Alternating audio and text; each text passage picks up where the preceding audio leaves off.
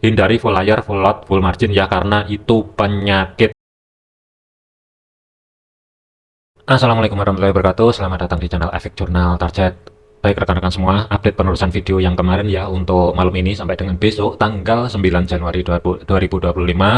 Sebelum masuk ke fundamental dan teknikal ya, rekomendasi broker ada FBS. Untuk jenis akunnya ada dua, Sen dan standar ya, tetapi untuk khusus Sen ini linknya ada di kolom deskripsi ya. Tanpa link yang ada di kolom deskripsi, akun Sen tidak akan bisa diakses ya. Kelebihannya baik dari segi deposit ataupun withdraw itu sangat cepat sekali.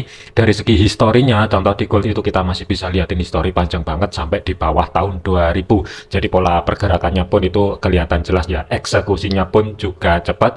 Baik dari segi kripto ataupun Nasdaq, oil, itu semuanya bisa di-trade dengan menggunakan akun Sen ya. Kemudian dari segi fundamental yang akan menjadi fokus untuk malam ini, itu jam setengah 9 malam ada klaim pengangguran awal dan ADP ya. Kita bahasin dulu dari segi ADP-nya. Data yang sebelumnya adalah 146, hati-hati potensi revisi ya. Kalau misalkan nanti setelah direvisi, data yang keluar nanti itu ternyata di bawah daripada data yang sebelumnya dan di bawah daripada perkiraan, otomatis negatif untuk USD. Tetapi kalau misalkan di atasnya positif untuk USD.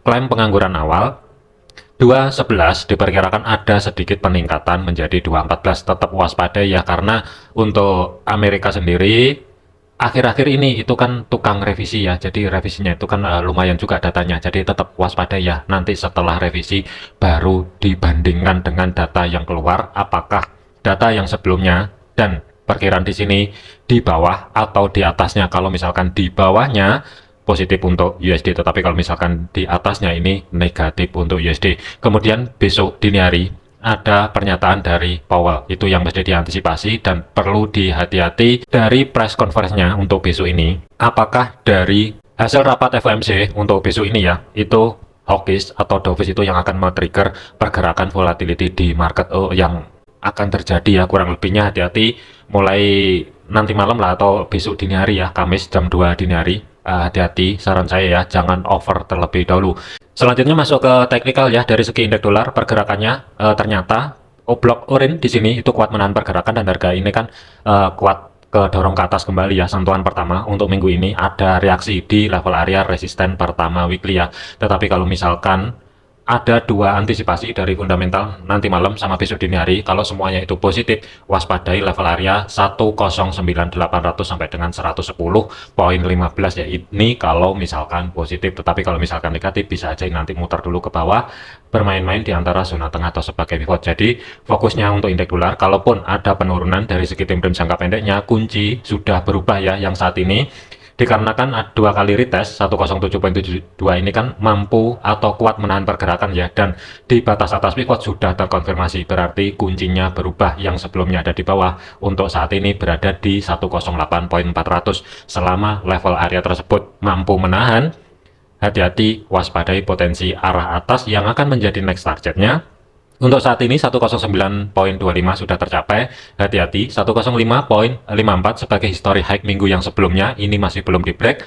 Resisten 2 weekly 110.15, ada batasan pantau over untuk minggu ini R3 dan R4 111 sampai dengan 111.51. Selanjutnya untuk gold, pergerakan untuk gold ini kalau gambaran saya kemungkinan ya untuk malam ini bersiap turun kemungkinan, tetapi kita bahasin dulu. Kenaikannya kemarin itu kan gagal mencapai history high minggu yang sebelumnya, berada di kisaran level area di atasnya 2665 ya. Kurang lebih sih ketika mendekati level area tersebut kan ada rejeksi dan kisi-kisi kemarin itu kan kita lihatin dulu dari segi time frame H1 ya, kan ada impulsif bullish ya. Kisi-kisi kemarin kan kalau misalkan ada sideways kecil jika terjadi di time frame M15 atau candle impulsif bullish ya, jangan sekali-kali sell berada di kisaran level area 2653 ya. Biasanya akan dibablasin dulu satu tingkat level di atasnya baru putar balik, dan untuk saat ini kan kejadian harga dari atas ke reject di level area 2665 turun ke bawah kembali, sudah terkonfirmasi mampu tutup di bawahnya 2653, dan harga ini kan sedikit sideways, tetapi kurang lebihnya ya harga ini kan dipasin di level area tersebut. Jadi untuk kunci malam ini masih tetap belum ada perubahan. antara kembali ke 2653 sampai dengan 2660. Selama tidak mampu bergerak di atas level area tersebut, ada peluang kemungkinan akan kedorong ke bawah. Gambaran saya yang akan menjadi next targetnya kalaupun gold ini nanti turun sampai dengan besok. Sementara blok merah saya skip, tetapi fokusnya adalah di antara 2630 sampai dengan 2622. Tetapi kalau misalkan hasil daripada rapat FOMC itu ternyata positif atau hawkish, tidak menutup kemungkinan akan langsung melanjutkan perjalanan ke bawah ke 2607. Untuk planning baik buy ataupun sell sesuaikan dengan analisa masing-masing ya, tetapi kalau saya disuruh memilih, saya lebih memilih cari ancang-ancang setup sell yang akan menjadi zona pantaunya masih belum ada perubahan. Zona utama adalah di blok hijau, alternatif yang kedua adalah di blok biru antara 2665 sampai dengan 2672. Kalaupun ada kenaikan, terus terang saya masih ragu kalau misalkan di atasnya 2672, terkecuali surprise klaim pengangguran awal itu nanti meningkatnya signifikan. Itu yang pertama. Yang kedua, pernyataan dari hasil rapat FOMC dovish, secara otomatis baru ada peluang gold ini akan naik di atasnya 2672. Jadi ada peluang kemungkinan 60% ke bawah, 40% kemungkinan akan sedikit kedorong ke atas. Untuk entry posisi sesuaikan juga dengan planning masing-masingnya. Selanjutnya untuk Bitcoin, pergerakan untuk Bitcoin, harga ini kembali ke dorong ke bawah ya untuk level area minor yang berada di kisaran blok orange di sini dijebol. Kemudian setelah dia ketahan di 96.100-an lah kurang lebihnya, akan ada koreksi ya dari bawah di sini. Turun dari bawah, naik kembali, ada koreksi di sini dan melanjutkan perjalanan ke bawah kembali ya. Dan saat ini itu ketahan di history low minggu yang sebelumnya, di mana 94.200-an lah kurang lebih. Kalau misalkan sebagai level kunci ini mampu menahan pergerakan, kemungkinan kalaupun ada kenaikan kembali ke level area resisten pertama weekly yang berada di 97.700-an ya kurang lebih, atau zona yang bertumpuk dengan level area pecahan SRP kuartal minor di sini ya antara 97.000 sampai dengan 97.700-an. Masih ada peluang kalau misalkan Bitcoin kedorong ke bawah, waspadai next level yang akan menjadi target 92.600 dan 91.035. Ada kemungkinan kalaupun ya untuk Bitcoin ini nanti ada kenaikan, pantau di antara yang pertama terdekat 96.000, maksimum sementara di 97.072 ya. Ini kalau mau Bitcoin kedorong ke atas, tetapi kalau misalkan dia langsung bablas ke bawah, tidak menutup kemungkinan untuk minggu ini akan mencapai 92.600 sampai dengan 91.300.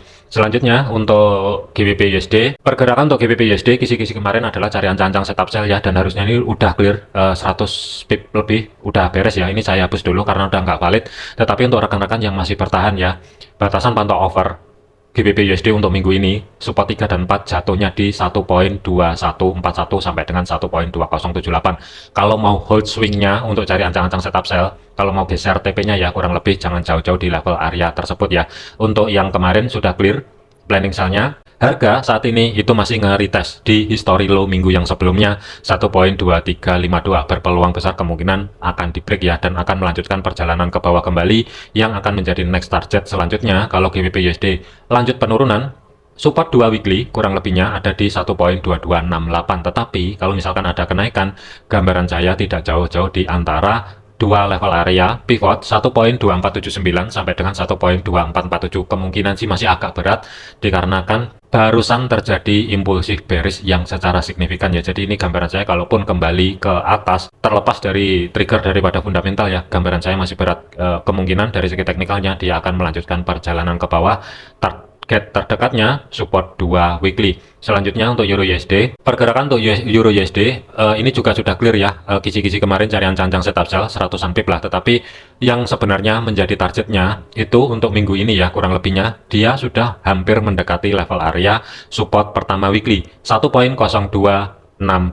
Kemudian history low minggu yang sebelumnya 1.0223. Kalaupun Euro USD ini lanjut kedorong ke bawah secara ekstrim, kurang lebih sebagai batasan pantau over ada level parity di mana 1.0000 yang akan menjadi next target untuk minggu ini, bertumpuk juga dengan batasan pantau over minggu ini support 3 dan support 4 ya. Jadi untuk Euro USD ini saran dari saya jangan dilawan dulu, untuk cari ancang-ancang setup buy dikarenakan belum ada konfirmasi yang jelas.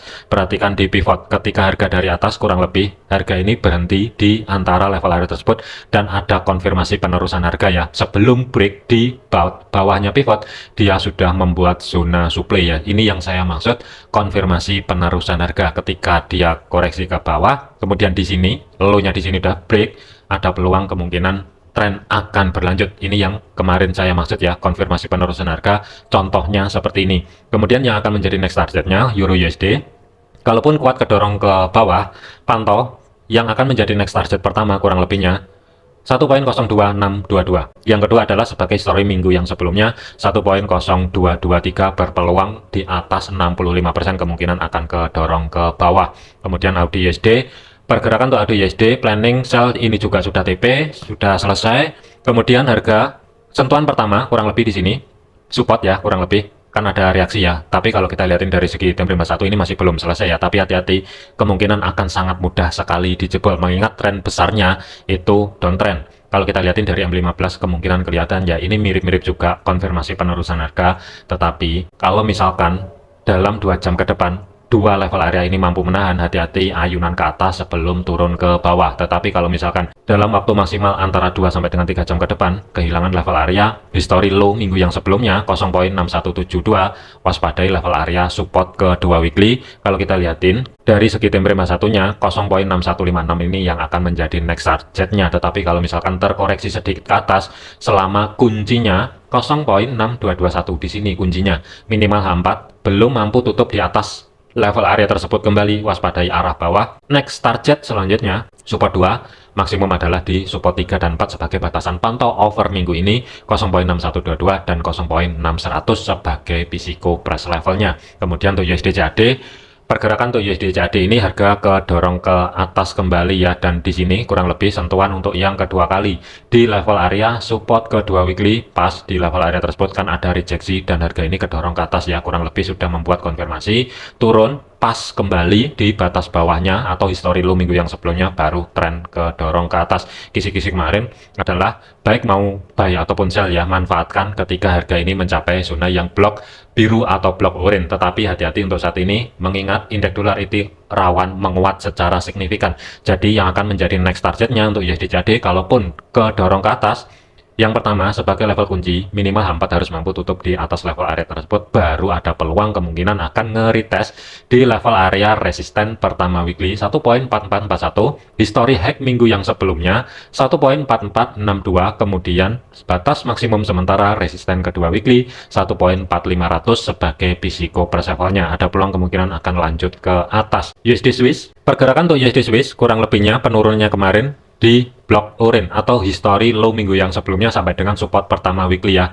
Level area tersebut ketika disentuh untuk yang kedua kali ya, tetapi yang lebih kelihatan banget itu setelah sentuhan pertama. Di sini kan ada reaksi harga kedorong ke atas, ekor yang di sini itu mendekati pivot ya dan ke reject ya, dan penurunannya pas di level area 0.9022 baru ada rejeksi kuat. Dan untuk harga saat ini sudah mencapai level area di atasnya resisten pertama weekly yang saat ini berubah fungsi sebagai level area support. Tentunya ini kalau misalkan dijadikan ancang-ancang setup buy sedikit telat, terkecuali berani naruh stop loss-nya ya di bawah pivot, kecuali di situ. Tetapi kalau misalkan ada rekan-rekan yang memanfaatkan outlook atau video yang sebelumnya ya, yang kemarin yang dapat harga di bawah ya, setidaknya TP pertama ya di antara resisten pertama sampai dengan history high minggu yang sebelumnya, ini sudah harus dipikirin karena TP pertamanya ada di situ.